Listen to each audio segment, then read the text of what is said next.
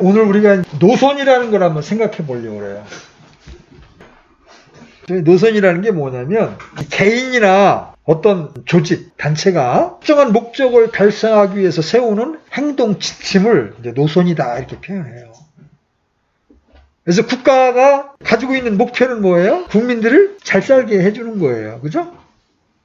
목표가 국민을 잘 살게 하는 건데 그걸 이루기 위한 방편은 여러 가지가 있어.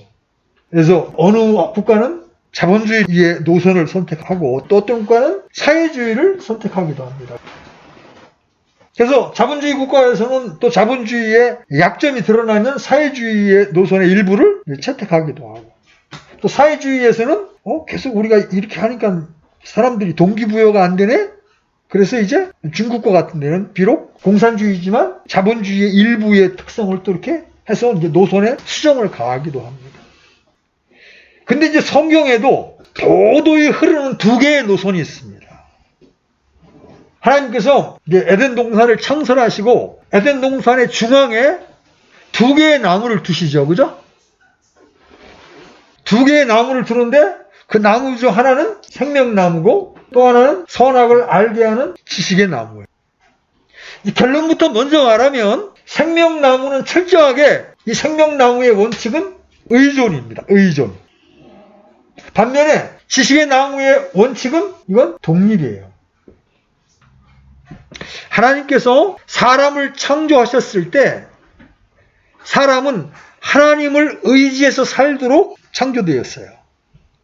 그러나 사탄의 유혹으로 말미암아 사람이 타락하게 되었을 때 선악과를 먹었다는 것은 하나님과 독립하여 살게 되었다는 걸 의미하는 거예요. 그게 바로 사람의 타락입니다. 하나님과 독립하겠다고 하는 것, 이게 바로 사람의 타락이에요. 오늘날 사람들이 죄라고 하는 것이 살인하거나 도둑질하거나 간음하는 것을 말합니다. 물론 그것도 죄고 또 죄의 결과이기도 해요. 그러나 그러한 끔찍한 죄들을 범하기 전에 하나님에게서 독립되어 하나님에게서 벗어날 때 바로 그것이 이른바 원죄, 죄의 본질인 겁니다. 누가복음 15장에 나오는 그 탕자가 집을 나가서 화랑방탕하고 돈을 함부로 허비하고 창녀와 먹고 마신 사실이 죄이지만 그 전에 탕자의 죄악은 아버지를 떠난 거였습니다. 아버지와 함께 살도록 되어 있는 사람이 아버지를 떠날 때 아주 특별한 죄를 범하지 않았다 할지라도 그것이 바로 죄인 거예요. 사람은 하나님과 연합하여 살도록 정해져 있었습니다. 그것이 하나님이 사람을 창조하신 목적이에요. 하나님은 사람의 내용이 되고 사람은 하나님의 그릇이 되는 거예요. 다시 말합니다. 사람이라는 이 그릇이 있다면 그릇에 담겨져야 될 내용은 바로 하나님이다. 그래서 사람과 하나님은 뗄래야 뗄 수 없는 존재로 지어졌어요. 그래서 하나님이 사람의 생명이라고 하는 거예요. 그래서 하나님 없이는 사람이 살 수가 없는 거예요. 하나님은 사람의 생명의 빵이시고 생수이십니다. 하나님은 만유이십니다. 그래서 그분 없이는 살 수 없는 거예요.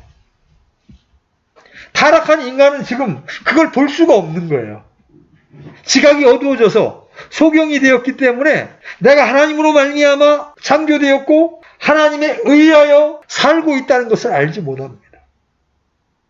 여러분, 많은 행성 가운데 지구에만 인간이 호흡할 수 있는 공기가 있단 말이에요.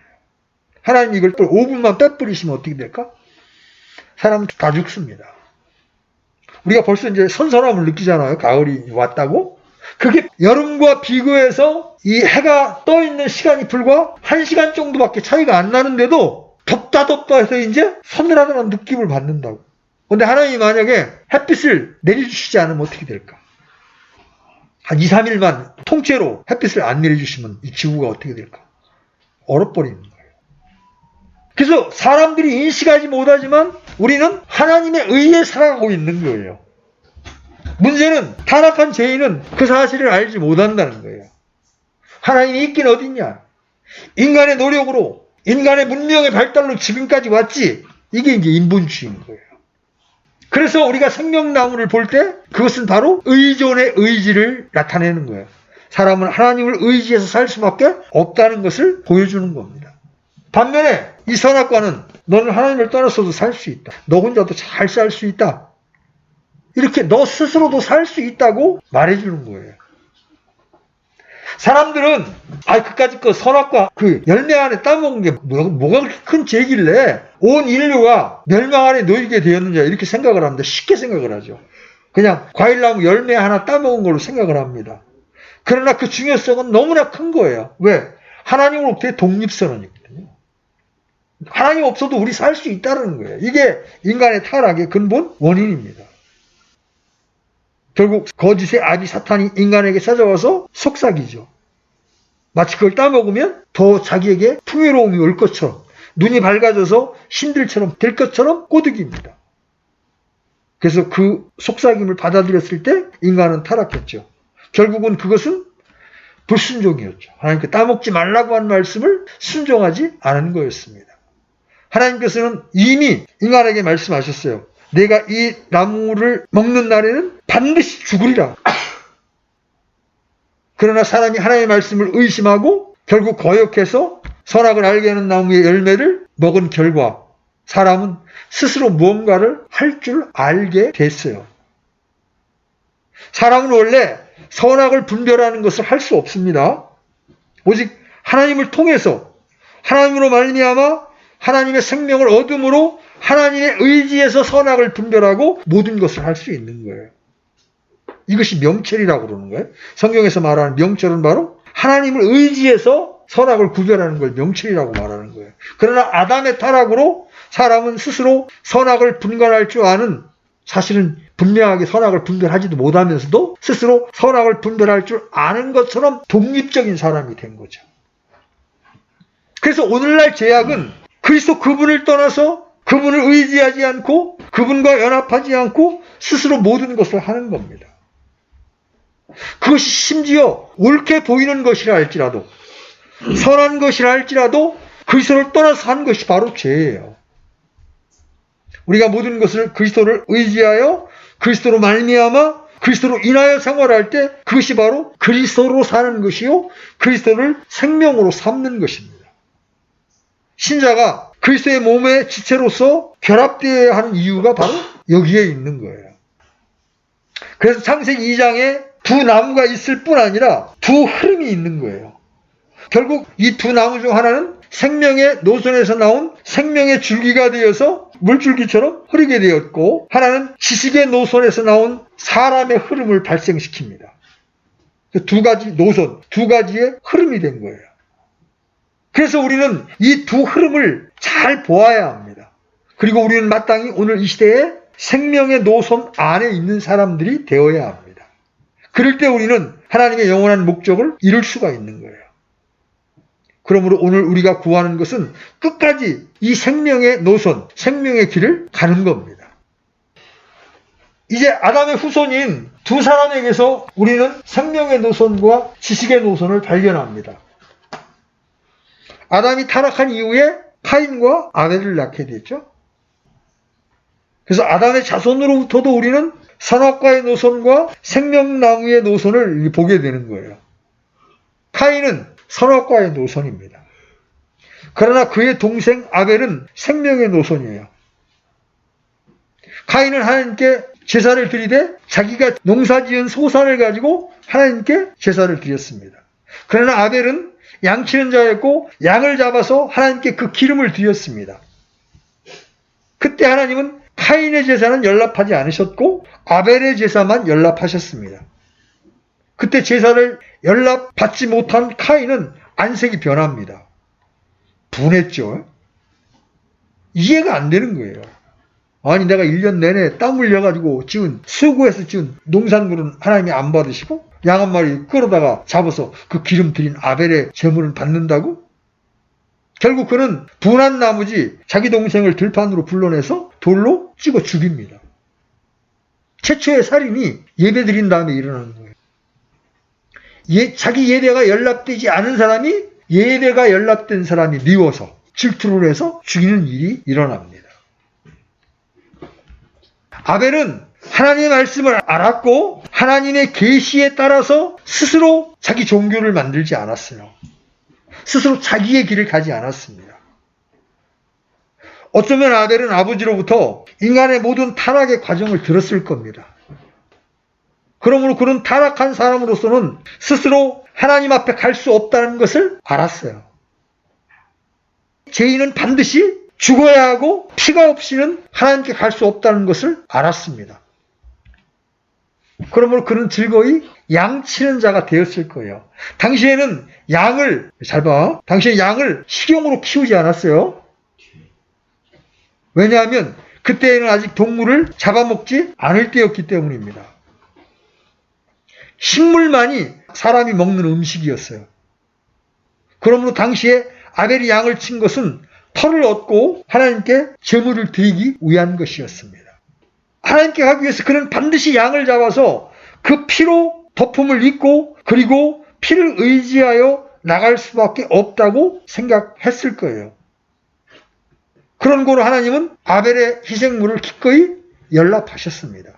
그러나 카인은 그렇지 않았습니다. 그는 타락한 사람이었음에도 불구하고 하나님 앞에 그냥 나가려고 했습니다. 나는 마치 타락하지 않은 사람이라고 주장하는 것처럼 그의 죄를 인식하지 못하는 가운데 그렇게 하나님 앞에 나아갔습니다. 아마도 아벨은 마음속에 자신이 태어날 때부터 죄악 중에 출생했다는 것을 느꼈을 겁니다. 그렇기 때문에 바로 하나님 앞에 나아갈 수 없다는 것을 알았을 거예요. 그러므로 이와 같이 하나님의 말씀에 의지해서 하나님의 말씀에 근거해서 하나님과 하나 되어 생활하는 사람이 바로 생명의 노선 안에 있는 사람입니다. 그러나 카인은 자기 마음대로 행했습니다. 자기 뜻대로 하나님께 드렸습니다. 자, 하나님께 드린다는 건 좋은 거예요. 그죠? 나쁜 게 아니에요. 문제는 내 뜻대로 드릴 때 하나님은 받지 않으신다는 거죠. 내 뜻대로 드리는 게 바로 사람의 종교잖아요. 아마 이렇게 드리면 하나님이 기뻐하실 거야. 이렇게 하나님께 희생제물을 드리면 하나님이 연락하실 거야. 자기 자신의 마음대로 드리는 거죠. 자기 보기에 선한 뜻대로 드립니다. 결국 그 제사는 거절당했고 거절당한 분노는 동생을 죽이는 데까지 이르렀습니다. 오늘날도 여러분 죄인된 심정으로 집회에 나와서 찬양을 부르다가 또는 말씀을 듣다가 은혜를 입어서 감격하고 그러면요, 바리새적 성향을 가진 사람들은요, 그런 지체들을 저 갯불도 모르는 게 뭘 은혜를 받았다고 그러면서 은근히 멸시하고 이렇게 그런 모습들을 너무나 많이 봅니다. 이게 바로 생명의 노선과 지식의 노선의 차이예요. 여러분 사사시대는 또 어땠습니까? 에녹이나 노아, 아브라함, 이삭, 야곱, 요셉 등과 같이 생명의 길을 가는 사람들을 우리는 성경에서 볼 수가 있어요. 우리는 그들 안에서 생명의 노선을 발견합니다. 자기를 의지하지 아니하고 하나님의 말씀에 의지해서 한 걸음씩 걷는 사람들을 볼 수가 있어요. 그런데 오늘 우리가 이 모든 사람들을 다 살펴볼 수는 없고 우리에게 좀 부각되는 몇 사람만 살펴보겠습니다. 첫째는 사사시대에 있었던 보아스, 그 다음에 나오미, 그 며느리인 룻, 이들이야말로 그 혼란한 시대에 생명의 노선에 있었던 사람들이에요. 이스라엘 백성들이 광야를 지나 요단을 건너 가나안 땅에 들어갔을 때 여호수아 시대에는 그래도 제법 좋았습니다. 여호수아가 죽고 그들은 점차적으로 하나님을 버리고 타락합니다. 우상을 섬기고 많은 죄를 짓기 시작했습니다. 그때 하나님도 그들을 버렸습니다. 그들을 대적에게 파셨습니다. 그들은 미디안의 손에 혹은 블레셋 사람의 손에 패배하고 학대를 당하고 포로 생활을 하기가 일쑤였습니다. 그때 그들은 하나님께 부르짖고 구원해달라고 기도했습니다. 그때마다 하나님은 사사들을 일으켜서 한 번 한 번 그들을 구원했습니다. 구원받은 후에 10년, 20년, 30년 태평한 세월이 있었고 다시 편안한 생활에서 하나님을 버리고 죄악으로 빠져듭니다. 하나님은 다시 그들을 버리셨고 그들은 또 대적들의 손에 들어갑니다. 이렇게 여러 차례 이들을 구원해 주실 때 하나님은 사사를 일으키셨습니다. 이 사사 시대에 왕이 없으므로 그들의 소견, 그들의 좋은 생각대로 행했다고 성경은 기록하고 있죠. 이러한 시대의 결과는 극한 타락이었습니다. 종교적인 타락이 있었고 도덕적인 타락이 있었습니다. 우리가 사사기를 볼 때 끔찍한 음란 또는 제사장들의 종교적 타락, 지파들 간의 전쟁을 볼 수가 있습니다. 이스라엘은 너무나 부끄러운 짓을 했습니다. 이것이 사사기의 역사예요. 이 사사기 다음에 룻기는 사사들이 치리하는 시대에 있었던 일입니다. 한 가정의 이야기인데 남편의 이름은 엘리멜렉이요, 아내의 이름은 나오미입니다. 그런데 그들이 원래 베들레헴에서 살다가 흉년이 들자 모압 땅으로 갔습니다. 제가 믿기로 처음에 먹을 것이 없어서 모압 땅으로 갔을 때 그들은 하나님께 간절히 기도했다고 믿지 않습니다. 어쩌면 그들은 그들의 평안을 따라서 육신의 필요를 따라서 갔을 겁니다. 오늘 많은 사람들이 자신의 필요를 따라 이민을 갑니다. 그러나 얼마나 기도하고 주님이 가라고 해서 가는지 모르겠습니다. 우리 이제 모임에도 함께 계시다가 먼 지역으로 이사를 가신 분들이 이제 몇 분 있었었는데 그때마다 제가 좀 안타까운 마음이 있었어요. 주님께 묻고 구하고 또 교회와 상의하고 그러고서 결정하면 좀 더 영적인 선택을 할 수 있었을 텐데 대부분 보면 먼저 후딱 결정을 해버리고 나중에 통보만 한다고. 그러다 보면 대부분의 경우에 육신적인 선택을 하기가 쉽습니다. 어쨌든 엘리멜렉과 나오미는 모압 땅으로 갔습니다. 모압이 어디입니까? 모압은 하나님께서 기뻐하시는 나라가 아닙니다. 우상 숭배하는 나라예요. 그리고 모압 사람은 이 롯과 그 딸들 간의 근친 상간으로 말미암아 발생된 민족이기 때문에 하나님께서는 그들을 여호와의 총회에 들어오지 못하게 금하셨습니다. 그들은 10년 때문에 갔지만 얼마 안 돼서 나오미는 남편을 잃었습니다. 그리고 두 아들 기론과 말론을 그곳에서 결혼시켰는데 10년이 지난 후에 기론과 말론 두 아들마저 죽었습니다. 이제 쌍과부가 아니라 새과부가 된 거야. 나오미도 남편을 잃고 두 며느리도 남편을 잃은 겁니다. 그래서 이 집에는 남편을 잃은 3명의 과부가 살게 된 거예요. 그 집안에는 나오미와 첫째 며느리인 오르바와 둘째 며느리인 룻이 남았습니다. 그런데 그 모압 땅에도 먹을 것이 없을 때 이스라엘 땅에 먹을 것이 있다는 말이 이제 들려지게 됩니다. 그래서 이제 우리 다시 돌아가자 이런 결정을 이제 내리게 됩니다. 돌아가는 길에 시어머니인 나오미가 말합니다. 너희는 조상의 땅으로 돌아가라. 나를 따라봤자 너희에게는 장래가 없다. 내가 다시 아들을 낳아서 너희에게 줄 수도 없고 모든 면에서 희망이 없다. 그러니 돌아가라. 더군다나 이 며느리들은 모압 여인들이기 때문에 시어머니를 따라가 봤자 대우받지를 못합니다. 그때 오르바는 시어머니를 안고 입을 맞추고 돌아갑니다. 그런데 룻이라고 하는 며느리는 돌아가지 않습니다. 어머니, 저보고 돌아가라고 하지 마세요. 저는 당신이 가는 곳에 나도 가고 당신이 거하는 곳에 나도 거하겠습니다. 당신이 죽는 곳에 나도 죽어 묻히고 당신의 하나님이 나의 하나님이 되고 당신의 백성이 내 백성이 되기를 원합니다. 만일 그러하지 않다면 하나님께서 내게 벌을 내리시기를 원합니다. 이 말씀은 참 아름다운 말씀이죠. 며느리가 호르몬이를 끝까지 쫓는 말씀이에요. 여러분, 이것이 며느리가 다만 시어머니를 사랑해서 그렇게 말하는 것일까요? 시어머니가 아주 친절한 시어머니이기 때문에 시어머니의 노후를 내가 책임지겠다고 하는 인간적인 어떤 그런 생각에서 이런 이야기를 했을까요? 저는 좀 다르게 생각이 되어지는데 제가 생각하기로 룻이 모압 땅에서 10여 년을 시어머니와 함께 살면서 나오미의 신앙을 보았을 거라는 생각이 드는 거예요. 왜냐하면 그의 고백 가운데 당신의 하나님이 나의 하나님이 되기를 바랍니다. 이렇게 고백하는 장면이 있거든요. 그러면 이 며느리는 나오미의 하나님을 체험했다는 거예요. 옆에서 봤다는 것이죠. 시어머니 나오미는 모압 땅에 살면서 많은 과정을 거쳤을 겁니다.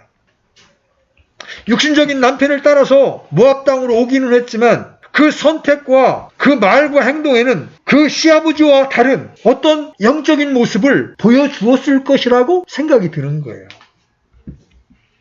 이 나오미가 베들레헴에 다시 돌아왔을 때 사람들은 나오미가 왔다고 했습니다. 그렇게 말할 때 나오미가 말하기를 나를 나오미라 부르지 말라. 나를 마라라 부르라 이렇게 말합니다. 마라라는 말은 쓰다라는 뜻이에요. 쓰다. 하나님이 나를 괴롭게 하셨다. 하나님이 나를 치셨다. 나오미는 모압 땅에서 10여 년을 보내면서 많은 어려운 과정을 거쳤고 그 환경 안에서 하나님의 손길을 느꼈던 겁니다. 환경 가운데에서 그는 하나님과 교통 가운데 있었을 것이라고 짐작할 수가 있어요. 한 가지 한 가지 당하는 환경 안에서 그녀는 하나님의 꺾는 손길을 경험했을 겁니다.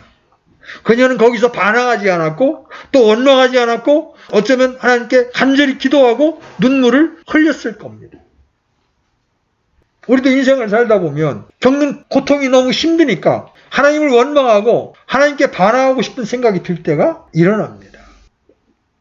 그러나 우리가 기억해야 할 것은 하나님께서 나에게 주시는 이런 환경은 나를 가르치시기 위한 것이라고 받아들이면 여러분 영혼에 엄청난 유익이 되는 거예요.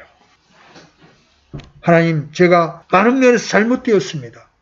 저를 고치시고 치료하시려고 나를 바로잡아 주시려고 이러한 환경을 주신 겁니다. 여러분 이렇게 받아들이게 되면 거기서 우리는 주님의 손길을 경험하게 되는 거예요. 아까 읽었던 우리 잠언 3장에서도 그런 말씀이 나오잖아요. 모든 것들을 주님께 의탁하면 그분이 우리의 길을 지도하시리라. 주님이 나를 떠나지 아니하고 버리지 아니하시겠다고 약속하셨다면 이 환경 가운데에서도 주님은 나를 지켜보고 계신다는 거죠. 내 마음이 이 환경 가운데에서도 주님을 바라보도록, 주님 안에 있는 소망을 바라보도록 끊임없이 주님은 우리를 독려하고 계신다.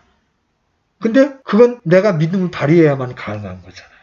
믿음이 없으면 속절없이 환경에 무너져 버리는 거죠. 나오미는 최소한 이런 기도 가운데 하나님을 붙잡는 그런 모습이 있었을 것이라고 우리는 추측할 수가 있어요. 그때 며느리인 룻은 시어머니를 계속 보았을 겁니다. 이방 여자 룻은 시어머니를 보면서 이방 여자들인 모압인 시어머니들과는 무언가 다르다는 것을 느꼈을 겁니다. 뭔가 거룩하고 고상하고 아름답고 깊은 것이 있었을 겁니다. 그녀는 그것에 끌렸을 것이 분명합니다. 저는 이것이야말로 참된 복음 전파라고 생각을 합니다. 시어머니 나오미의 그 일상생활 가운데 그녀는 그리스도를 생명으로 산 겁니다. 결국 룻은 나오미의 생활의 본을 통해 주님께 이끌렸고 그들이 베들레헴에 돌아왔을 때 룻은 아주 현숙한 하나님을 따르는 그런 여인이 되었습니다. 하나님의 주권으로 하나님의 긍휼 가운데 그녀는 경건한 사람 보아스를 만나게 되죠.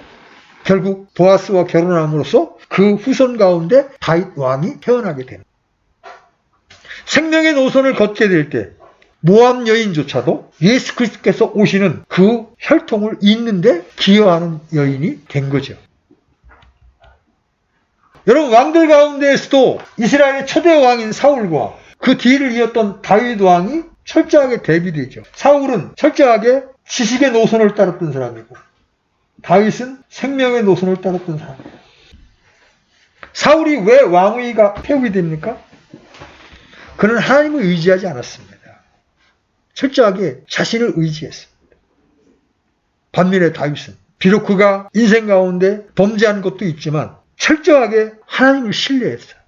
시편은 거의 다윗이 쓴 시가 많아요. 하나님은 나의 힘이시오, 나의 반석이시오, 나의 요새신이다. 끊임없이 하나님과의 연합을 통해서 그 길을 걸었던 사람이에요. 하나님은 이 생명의 노선을 걸어가는 사람들에 의해서 당신의 목적을 이루고 계십니다. 생명의 길이라고 하는 것은 매일매일 일상 가운데 매우 단순한 것 같지만 거기서 그리스도를 우리의 생명의 양식으로, 생명의 음료로 누리는 거예요. 겉으로 볼 때 대단해 보이지 않습니다. 그러나 그것은 그리스도의 생명의 이야기예요. 그러한 사람이 일어나는 것이 하나님의 마음속의 갈망이에요. 하나님은 철저하게 하나님과 연합하여 생명의 노선으로 살아가는 사람들을 얻기를 원하신다는 거죠. 결국 하나님은 생명의 노선을 가는 사람들을 통해서 일을 하십니다. 오늘 우리도 주님의 긍휼을 받아서 이와 같이 생명의 길을 걸어가는 사람들이 되어야 합니다. 매일매일 매 순간 어떤 상황에서든지 그리스도를 생명 삼아 사는 사람들, 그들이 하나님 보시기에 귀한 거예요. 크고 대단한 일이 아닐지라도 일상생활에서 그리스도께서 사시게 한 그것이야말로 하나님께서 가장 보시기를 원하시는 거예요. 여러분, 신약성경에서 철저하게 독립의 노선을 걸었다가 나중에 생명의 노선으로 돌아서게 된 한 인물이 있어요. 바로 누가복음 15장에 나오는 둘째 아들이죠. 아버지 집은 풍요롭습니다. 아무것도 부족한 것이 없어요. 그런데 어느 날 그 둘째 아들의 마음속에 아버지가 자기 인생의 걸림돌이 된다고 생각이 드는 거예요. 사사건건 간섭하는 것 같고요. 그래서 아직 아버지가 돌아가시지도 않았는데도 아버지 제 몫을 주십시오. 또 아버지가 줍니다. 하나님도 인간이 자기 의지의 선택으로 하나님을 떠날 때 하나님 말리시지 않습니다. 근데 그가 떠나서 한동안은 아주 재밌게 살았을 거예요. 그죠? 받은 돈도 있겠다. 성경의 표현대로 허랑방탕하게 더 멋진 인생을 사는 것처럼 보였을 거예요. 근데 나중에 그 인생의 끝이 어떻게 돼요? 돼지집을 치는 집에 고용인으로 들어가는데 곡식 껍질도 먹을 게 없어서 나중에 죽여 죽는 위치에까지 오게 됩니다. 여러분, 지식의 노선, 독립의 노선을 걸을 때 얻게 되는 마지막이 뭐냐면 궁핍입니다. 망하는 것. 근데 감사하게도 이 둘째 아들은 이 굶어 죽여 죽는 위치에 있을 때 아버지 집을 생각하게 된 거죠. 내 아버지 집에는 먹을 것이 풍족하구나. 이에 돌이켜 일어나 이제 아버지 집으로 갑니다. 그때 그냥 품꾼의 하나로만 여겨달라는 마음으로 갔는데 아버지는 뛰어나와서 그 거짓골한 아들을 다시 품에 안고 새 옷으로 갈아입혀주고 살찐 송아지를 잡아주고 가락반지를 다시 끼워주고 새 신발을 신겨줘서 다시 아들로 삼아주십니다. 우리 신자들의 삶이 거대분 이런 노선을 겪는 거예요. 처음에 하나님 없이 살다가 구원을 받습니다. 구원을 받았지만 아까도 얘기했지만 예수님을 단지 나의 구원자로만 받아들일 뿐 주인으로 받아들이지 않습니다. 구원받았지만 여전히 독립 노선을 선택해서 내 뜻대로 삽니다. 그러다가 그 삶이 얼마나 곤고한 삶인지 얼마나 궁핍한 삶인지 알게 될 때 드디어 예수님이 나의 주인이심을 발견하게 됩니다. 그때 주는 나의 목자시니 내게 부족함이 없으리로다. 이렇게 그 주님을 자신의 주인으로 발견하면서 주님께 돌아와 그분께 삶을 의탁하게 됩니다. 이게 바로 독립노선, 지식의 노선에서 생명의 노선으로의 전환. 이게 회개예요. 신자들에게도 필요한 회개가 바로 이 생명 노선으로의 돌이킴입니다. 여러분, 우리 인간은 창조주이시고 지금도 만물을 운행하고 계시는 하나님과의 연합 없이는 아무것도 할 수 없는 자들이에요. 한번 요한복음 15장 한번 펴보십시오. 요한복음 15장 5절.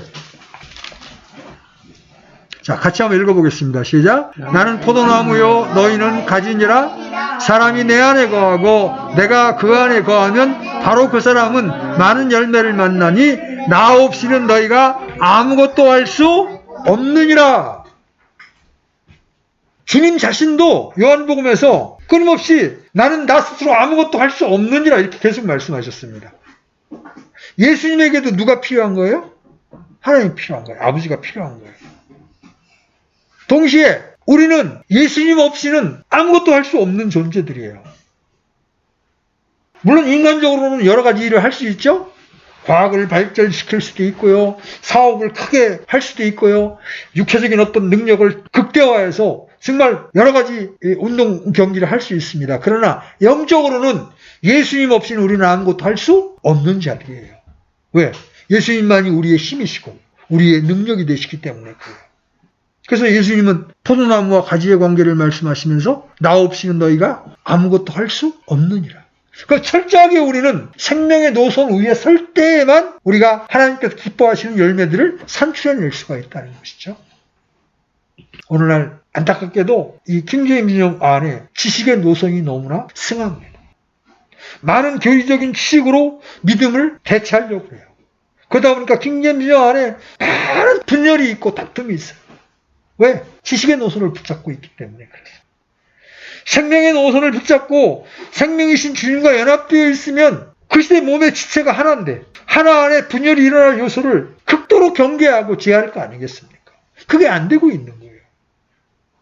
그래서 제가 여러분들에게 자주자주 경계를 시키는 이유가 뭐냐면 우리는 생명을 붙잡아야 되는 사람들이고 그 생명은 오직 그리스도로 말미암는데 그 그리스도는 우리가 겸손할 때 낮은 위치에서 나는 아무것도 할 수 없습니다. 나는 아무것도 아닌 자입니다라고 고백하고 그런 위치에 있을 때 그분이 나와 연합하여서 그분의 생명을 우리에게 보여주시게 된다는 거죠. 우리가 그 노선을 따라갈 때 안전한 거예요. 그 노선을 따라갈 때 하나님께서 기뻐하시는 열매들을 우리가 산출해낼 수가 있다. 여러분 기억하십시오. 성경에는 창세기 2장부터 시작해서 끊임없이 두 노선이 흐르고 있다. 지식의 노선, 하나님과 독립하려고 하는 지식의 노선과 하나님과 연합하려는 생명의 노선이 있다. 여러분 어떤 노선을 선택하겠습니까? 생명의 노선을 선택해서 생명이신 그리스도와 연합할 때 우리는 복된 길, 안전한 길을 걸어가면서 하나님이 기뻐하시는 열매를 산출해 드릴 수가 있는 거예요. 우리 모두가 생명의 노선을 걷는 그런 자들이 되기를